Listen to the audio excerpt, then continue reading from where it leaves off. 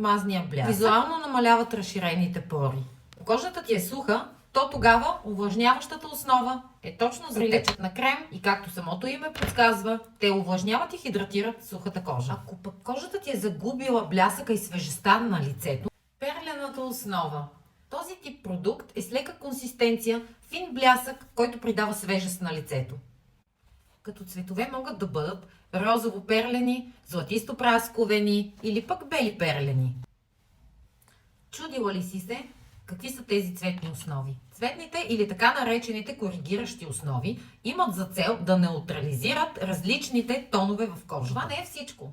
Различните видове основи се нанасят по различен начин. Ако искаш да разбереш коя основа е за теб, как да нанасяш тази основа и не само това, ако искаш да се научиш как да опушваш очите си, как да контурираш лицето си, как да си направиш омбре червило или пък да си поставиш изкуствени мигли,